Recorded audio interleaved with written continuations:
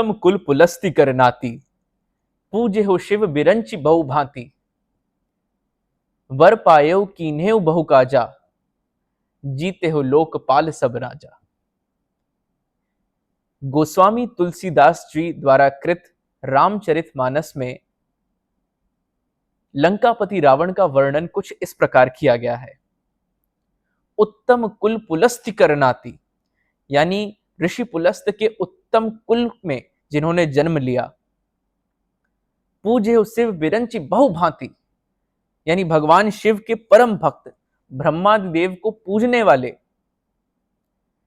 वर पायो कीन्हेउ सब काजा, भगवान शिव और ब्रह्मा की भक्ति से वर पाए और उन्हीं से सब कार्य पूर्ण किए। जीते हो लोकपाल सब राजा, यानी लोकपाल समेत तीनों लोकों पर उन्होंने विजय प्राप्त करी। त्रिलोक के स्वामी, स्वर्ण की लंका के अधिपति रावण, भला क्यों उनका संहार करने के लिए भगवान विष्णु को अपने 7वें अवतार मनुष्य रूपी मर्यादा पुरुषोत्तम भगवान श्री राम के रूप में अवतरित होना पड़ा। नमस्कार और ऋत्विक स्पीक्स यूट्यूब चैनल पर आप सभी का पुनः स्वागत।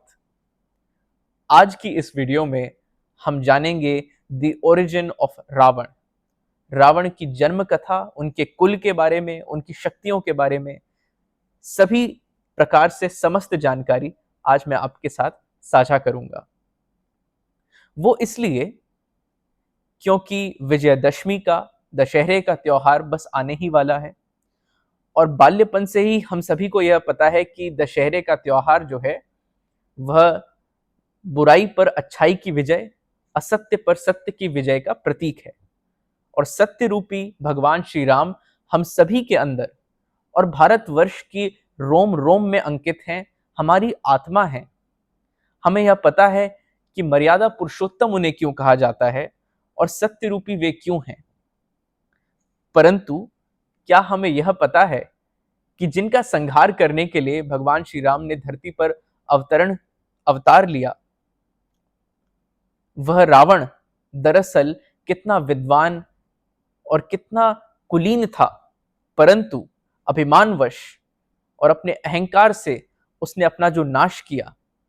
यह कथा उसके ओरिजिन के बारे में है। आज की इस कथा का आरंभ दरअसल हम आदि युग से करते हैं और यह कथा जिससे मैं यह वीडियो आरंभ कर रहा हूं, यह आपको विष्णु पुराण में भी उपलब्ध होगी और श्रीमद् भागवत पुराण में भी इसका वर्णन है।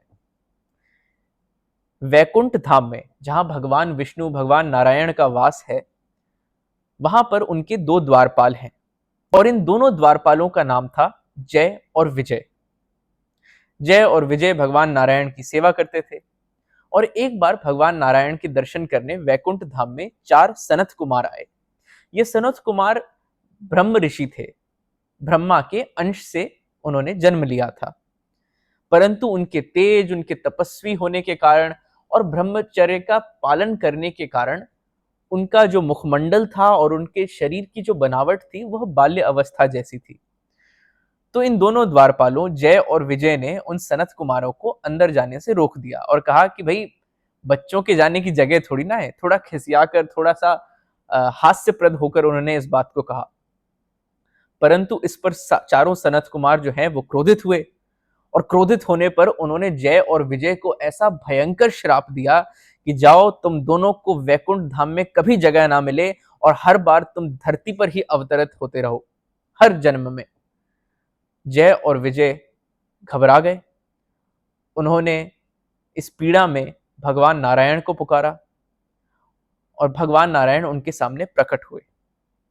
जब उन्हें यह सारी बात पता चली तो उन्होंने कहा, देखो, मैं अपने भक्तों का और ऋषियों का जो ये श्राप है उसको मिटा तो नहीं सकता, परंतु इसकी अवधि में मैं कुछ सहूलियत तुम्हें कर सकता हूं।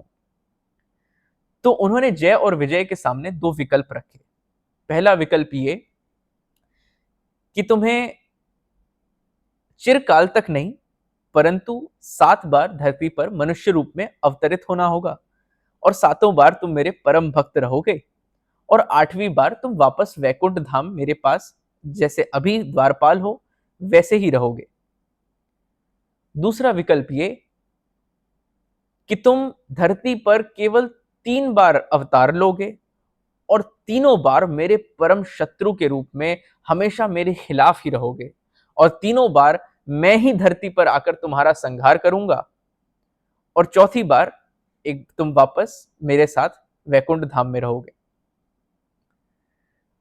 अब जय और विजय ने ध्यान इस बात पर तो ना दिया कि मनुष्य में या राक्षस कुल में या भगवान के भक्त के रूप में या उनके शत्रु के रूप में, परंतु उन्होंने इस बात पर ध्यान दिया कि भगवान, हम आपसे ज्यादा अवधि तक दूर नहीं रहना चाहते, हम तो दूसरा विकल्प ही चुनेंगे कि 3 बार धरती पर अवतार लें और चौथी बार वापस वैकुंठ धाम में आपके द्वारपाल के रूप में आपकी सेवा में वापस से आ जाए।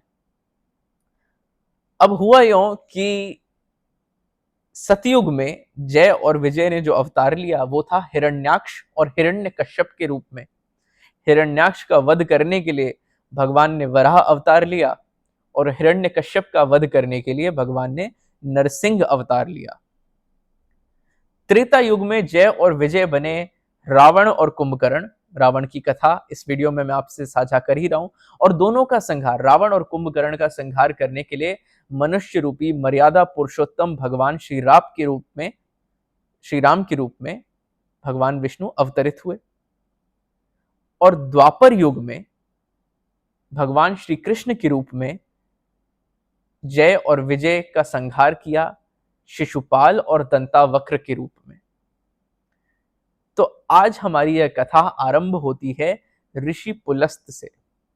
वो कौन है जिनका वर्णन बार बार सुंदरकांड में, रामचरितमानस के और अंगों में होता है और कांडों में होता है। ऋषि पुलस्त कौन थे? कहां से रावण की इस कथा का आरंभ होता है? ऋषि पुलस्त ब्रह्म ऋषि थे, सप्त ऋषि मंडल के ऋषियों में से एक थे, यानी कि ब्रह्मा जी के कर्ण से जिनका जन्म हुआ था, ब्रह्मा जी के ही वंशज। तो ऋषि पुलस्त बहुत ही कठोर तपस्वी थे, और एक बार मेरू पर्वत, जो कि वर्तमान में अफगानिस्तान की पर्वत श्रृंखला में पामीर नॉट में हिंदू कुश पहाड़ों में पाया जाता है, वह मेरू पर्वत पर अपनी तपस्या कर रहे थे ऋषि तृणबिंदु के आश्रम में। और ऐसा आपको कई बार हमारे पुराणों में, हमारे ग्रंथों में मिलेगा कि ऋषियों का तपस्या भंग करने के लिए कई बार अप्सराएं, नाग कन्याएं आ जाती थी। कुछ ऐसा ही एक बार ऋषि पुलस्त के साथ भी हुआ। ऋषि पुलस्त अपनी साधना में निरत थे, और उसी समय बहुत सारी नाग कन्याएं, अप्सराएं उनके इर्द गिर्द आकर मंडराने लगी और नृत्य करने लगी ताकि उनका ध्यान भंग हो। ऋषि पुलस्त ने ऐसा कठोर श्राप दिया कि जो भी कन्या मेरी आंखों के सामने आ जाएगी वो उसी वक्त गर्भवती हो जाएगी। अब ऐसा भयानक श्राप पाकर सारी कन्याएं तो इर्द गिर्द इधर उधर हो गईं और डर के मारे उनके समक्ष आई ही नहीं। परंतु हुआ कुछ ऐसा कि ऋषि तृणबिंदु, जिनके आश्रम में वो यह तपस्या कर रहे थे, उन्हीं की पुत्री, जो कि किशोर अवस्था में थी, उनका नाम था मानिनी। वह मानिनी जो है, वो अपनी सहेलियों को ढूंढते ढूंढते ऋषि पुलस्त की आंखों के सामने आई, और श्राप के कारण उन्हें गर्भवती हो गई। गर्भवती होकर अपने पिता के पास गई। पिता समझ गए कि यह क्यों हुआ है, और उन्होंने प्रार्थना करी कि हे ऋषि पुलस्त, आप इसका कुछ निवारण कीजिए, क्या कर सकते हैं। उन्होंने मानिनी की तरफ देखा और कहा कि भाई, ये बड़ी ही सती साध्वी स्त्री है और अच्छे एक साधु की बेटी हैं, तो ठीक है, मैं इनके संतान को अपने पुत्र के रूप में ही पालूंगा, मेरे शिष्य भी होंगे, और चिरकाल तक उनका नाम जो है वह परम विद्वानों में गिना जाएगा। तो मानिनी और ऋषि पुलस्त की वह संतान थी ऋषि विश्रवा। ऋषि विश्रवा चारों वेदों में निपुण थे, तपस्वी थे, यज्ञों में निरत थे, और हर प्रकार के सांसारिक धर्मों से परे थे, ब्रह्मचर्य का पालन करते थे।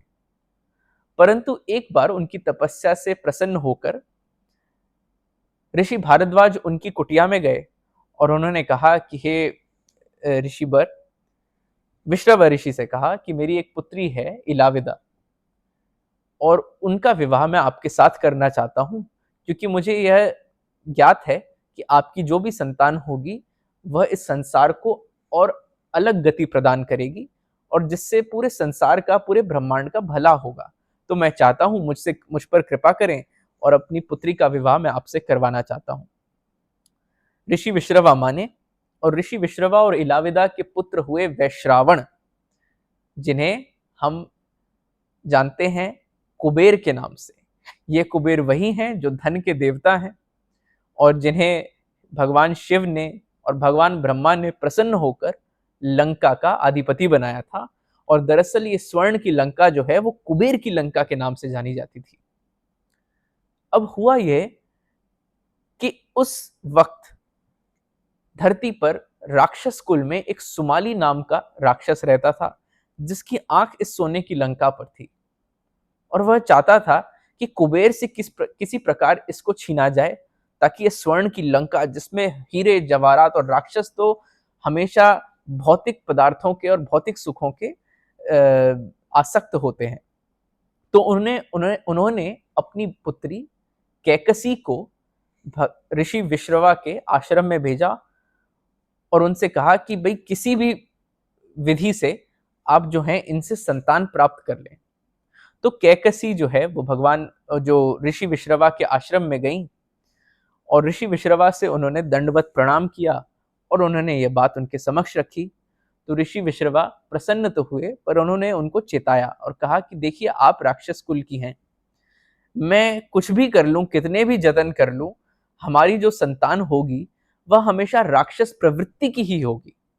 उनमें मेरा कोई गुण, कितने भी मैं उन्हें तपस्याओं में, यज्ञों में, वेदों में निपुण कर दूं, वो कभी भी प्रवृत्ति से ऋषि या ब्राह्मण कुल की नहीं हो सकती, वो राक्षस प्रवृत्ति की ही होंगी। परंतु बहुत मानने पर भी जब वह नहीं मानी, तो कैकसी और ऋषि विश्रवा ने साथ में रहना और विवाह हुआ और उस विवाह से 4 संतानें हुई, जिन सभी संतानों में सबसे पहली संतान थी दशानन, जिन्होंने बाद में रावण का रूप धारण करा या रावण नाम धारण करा। रावण सभी वेदों में निपुण थे, सामवेद, यजुर्वेद, अथर्ववेद, ऋग्वेद, विभिन्न प्रकार की तपस्याओं से शिव के परम उपासक थे, ब्रह्मा के उपासक थे। जैसा कि जो चौपाई मैंने आपसे प्रारंभ में साझा करी थी उसमें बताया, शिव बिरंची पूजेउ बहुभांति, यानी भगवान शिव और भगवान ब्रह्मा की उन्होंने कितनी उपासना करी और उससे उनसे वर प्राप्त किए। उनमें से एक वर उन्होंने भगवान ब्रह्मा से यह पाया कि कोई भी यक्ष, कोई भी गंधर्व, कोई भी असुर, कोई भी देव, कोई भी पशु उनका संहार नहीं कर सकता। परंतु अभिमान में यह वर मांगते समय वह यह भूल गए कि मनुष्य और कपि यानी कि वानर जाति उन्होंने नहीं मेंशन करी और इसी का फल उन्होंने बाद में भुगता। परंतु प्रखांड विद्वान रावण, ऋषि विश्रवा ने यह जरूर कहा था कैकसी से कि जो हमारी आखिरी संतान होगी उसमें मेरे सारे गुण आएंगे और जो भले ही राक्षस कुल में जन्म ले, परंतु उसका आचरण पूरी तरह से ऋषियों जैसा, ब्राह्मणों जैसा होगा। और इन संतान का वर्णन सुंदरकांड में कुछ इस प्रकार होता है, जिसकी कथा मैं एक लघु रूप में आपसे साझा कर रहा हूं। यह तब की बात है जब सुंदरकांड में हनुमान जी पूरी लंका नगरी में विचरण करते हैं और जानना चाहते हैं कि सीता मैया को रावण ने कहां छिपा कर रखा है। और अपने विचरण करते समय कुछ इस प्रकार तुलसीदास जी ने इसका वर्णन किया है। भवन एक पुनि दीख सुहावा, हरि मंदिर तह भिन्न बनावा। यानी कि एक बड़ा अच्छा सा भवन, एक बड़ा अच्छा कक्ष हनुमान जी को दिखता है, जिसके अंदर अलग से भगवान नारायण का, हरि का एक मंदिर भी है। रामायुध अंकित गृह शोभा बरि न जाए, नव तुलसी का वृंद तह देखे हर्ष कपिराए। यानी कि राम नाम से अंकित उस भवन की जो शोभा है वो बताते ही उसका वर्णन ही नहीं करा जा सकता, और या उसका वर्णन करते करते वह थक गए।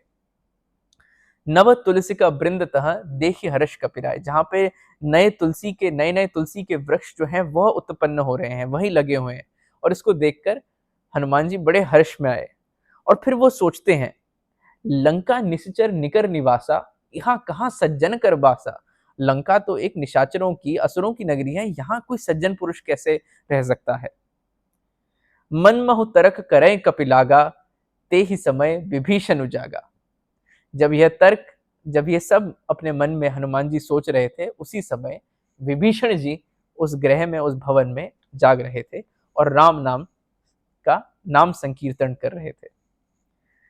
दरअसल ये चौथी संतान कैकसी राक्षसी और ऋषि विश्रवा की थी विभीषण, जो राक्षस कुल के तो थे, परंतु उनमें सभी आचार विचार से, भले ही वो रावण की भांति इतने प्रकांड विद्वान नहीं थे, परंतु उनका आचरण विचरण जो था वो पूरी तरह से ब्राह्मणों की तरह, ऋषियों की तरह था। अब हम बात करते हैं रावण की। तो रावण के बारे में दरअसल ये कहा जाता है कि वे त्रिलोक के स्वामी थे, सभी चीजों पर उन्होंने विजय प्राप्त कर ली थी, ज्योतिष के ज्ञाता, नवग्रहों पर ऐसी विजय पाली थी कि इतने बड़े तांत्रिक ज्योतिषी थे कि उनके नाम पर रावण संहिता भी है।